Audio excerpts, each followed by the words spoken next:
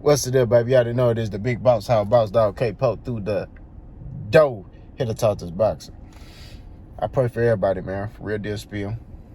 Bad times don't last. Good people do. Always remember that. Let's talk about Terence Crawford and his interview. Terence Crawford says in his interview, he says he has a desire. If he doesn't get the fight that he desires, he's going to move up to 154. Let's talk about that. So, Terence Crawford was interviewed, I think, by Fight Hype, Fight Hub. And I'm posting a link in the description so y'all can look at it yourself. And, of course, they asked him about Tank because, Tank said he going to knock him out in 6 rounds. I thought that was funny. But he talked about if he doesn't get the fight he desires, because the question was asked, hey, would you be willing to go to 154, campaign at 154? And he said, of course. If I don't get the fight I desire, let's stop right there. So Terence Crawford talks about desire, right? When you desire something, that means that you're relentless in achieving that goal. You're relentless, like, you're passionate about, making a fight happen. If Terence Crawford was desired, or whatever the hell you want to call it, to make the Errol Spence fight, it would be signed, sealed, and delivered, and he would be fighting Errol Spence, not David Avenesian. So I don't want to hear anything about a desire. Okay? I don't want to hear Terence Crawford talk about desire, because he didn't have a desire to fight Errol Spence. He was not passionate to fight Errol Spence. He clout chased Errol Spence so people can start paying attention to him. And then when it got down to the finish line, I'm going to go fight David Avenesian. But I'm still going to talk about you, though. You know what I'm saying? And I'm going to talk about your homeboy, too. You know what I'm saying? Just to let y'all know what it is. But I'm going to go fight David Avenesian because he's tough. And he's good competition. And he's sharp. And he's always in shape. And he's game. And he's ready to go. Yeah. No. If he had a desire to fight, he would be fighting Errol Spence. He does not have a desire to fight Errol Spence. So I don't want to hear him talk about, I had a desire. The desire I have to, fight. If I don't get the, fight I desire, you didn't desire to get that fight. You're not passionate. You didn't want that fight. You didn't. You didn't want that fight. You didn't want to. You didn't. You didn't want to get in there with that boy. You didn't. You didn't want to get in there, Errol. You know what's gonna happen. Okay. Now, follow-up question was, would you be willing to campaign at 154 pounds? And if you do, would you fight Charlo? And he said, of course. That's the fight I desire. But he also said if Charlo takes a loss, then, I'll fight whoever, has all the belts, because he wants to be undisputed.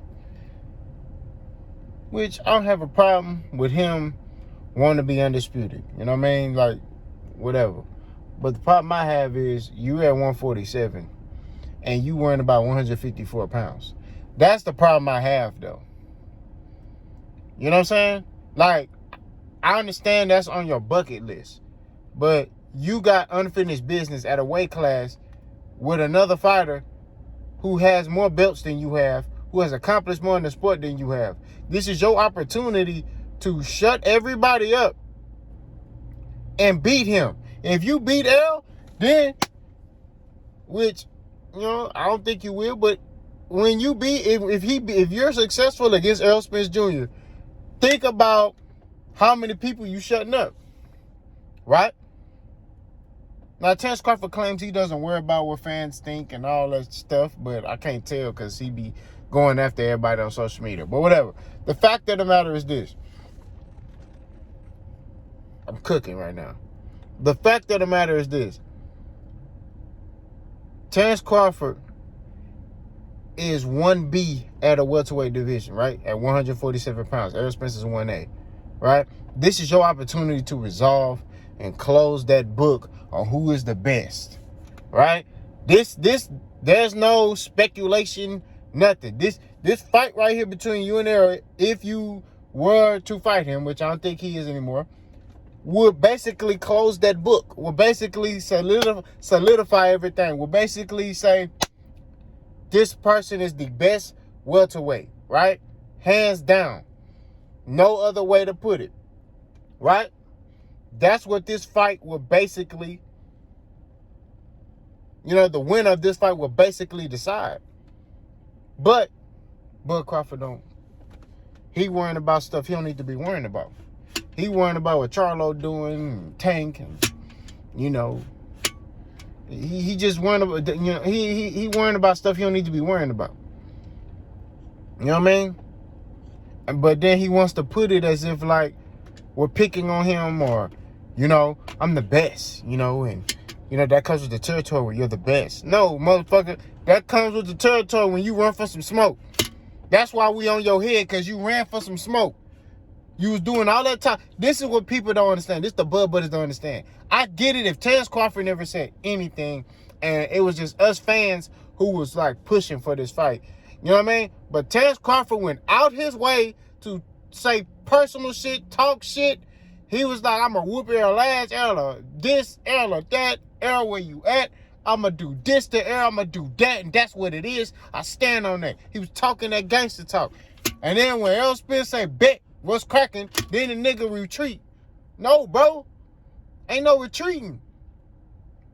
You can't talk that stuff. You can't talk like that and then retreat.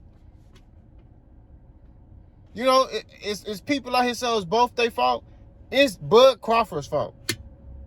This fight didn't get made. Bud Crawford clearly don't understand that he's the B-side in this situation. But regardless of sides, he talked a lot. He initiated all the talking. You know what I mean?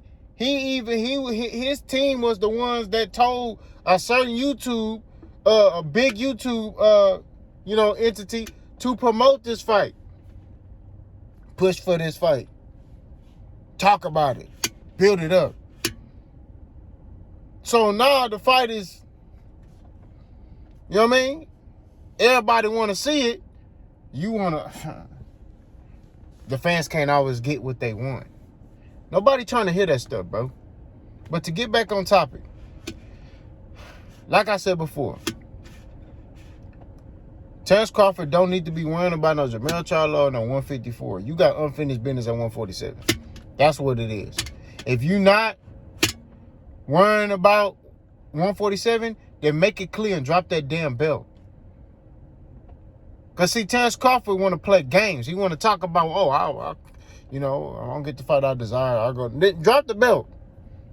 He should have been dropped that money. Because I'm telling you, he's not going to fight Errol. It's not happening. He's not going to fight Errol Spence because he wants to be in control. I told you, Terence Crawford has a big ego. He's a guy that everything got to be done his way. If it's not, it's a problem. You know what I'm saying? Just like the men around him. He don't have men around him that got their own mindset. A lot of these dudes that's around him are yes men. He ain't got no dude around him that's going to be like, hey, bro, you tripping. He ain't got no dudes around him like, hey, bro, that ain't what's up. You need people like that. Terence Crawford don't have that. If anybody go at Terence, say anything to Terence Crawford, he gets pissed off and I can't. You can't be around me. You hate him. You a op. That's the problem that we're having. Nobody being real with that boy and telling him the truth. Hey, bro, you running for some smoke. You know what I'm saying? You running for some smoke. You ain't doing what you need to do or what you supposed to do. That's just what it is. So, you need to be quiet, let this stuff ride out, and negotiate in private. Hey, bro, you talking too much. Negotiate in private. That's just what it is. You got people sitting here talking about, Errol negotiated in public. They went in contract talks. And Errol Spence, He even openly said, man, I was just talking. I was just talking trash. I was just talking. You know what I'm saying? As it pertains to the 60-40, 70-30. You know? He was like, man, 60-40, 70-30. And he even admitted before one of his fights, there was the Ugas fight, he was like, man, I just was talking. You know? We're not even in talks. We're not even negotiation talks. But you see, once they got negotiations, Errol Spence wasn't saying nothing. Errol Spence was just trying to make the fight happen. You know what I'm saying? Bud was the one coming out saying this. Mike Coppola, this I want to say. Nobody on Errol Spence's team was saying nothing. Nobody on PBC or Showtime was saying anything. But I find it funny how Mike Coppinger and Hoppinger and everybody from ESPN had all this news. Y'all talked to Bud Crawford and Bud said this. Bud never came out and said, oh, I didn't say that. That boy lying. He never came out and said none of that stuff. It was... So obviously it's true that Bud was the one talking to him. Bud was telling them niggas stuff. You know what I'm saying? Man, stop playing, bro. Bud don't need to worry about Jermell Charlo 154. He got unfinished business at 147. But to me, it's just like I find it conflicting when he sit there and say, I had a desire. If I don't get the fight I desire. You don't have a desire to fight Errol Spence. When you have a desire, you're relentless. Like I said, Bud selling wolf tickets and dreams and all type of stuff, thinking that Bud's gonna buy into that stuff. Ain't nobody gonna buy into it. That stuff finna flop. That's what it is. Let's go.